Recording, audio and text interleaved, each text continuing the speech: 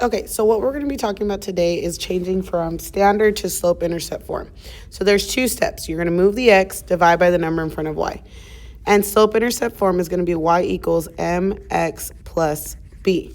M is going to be your slope, and b is going to be your y-intercept. So here it is asking for slope. So this is in standard form where it's x, y, and then c. Now, first thing we need to do is move the x. So I'm going to do the inverse. This is a positive 5x, so I'm going to do minus 5x. And what I do to one side, I'm going to do to the other. As the 5's cancel out, I'm going to bring down what I didn't use, equals. Get in the habit of putting the x first because, again, it's mx plus b plus 24. The second step is to divide by the number in front of y.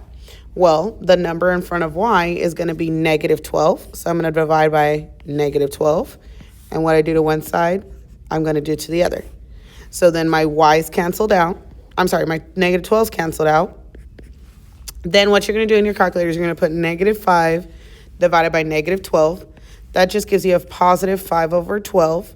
Bring down the x. Sorry, let me go ahead and put that in the red so you know what I did.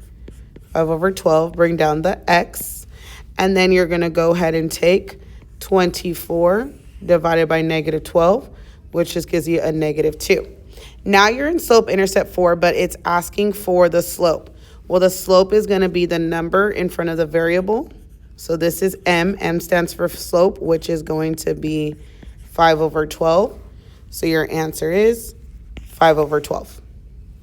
Now here on a word problem, we go straight to the question, and it's asking for rate of change. Rate of change is the same thing as slope. So we're going to do the exact same thing.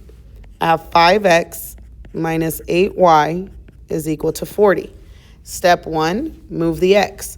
So that's a positive 5x. Inverse of positive is negative. So I'm going to bring down what I didn't use.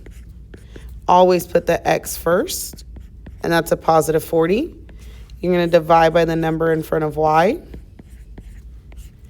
And so then you're going to have y equals. You're going to divide negative 5 and negative 8, which gives you a positive 5 over 8.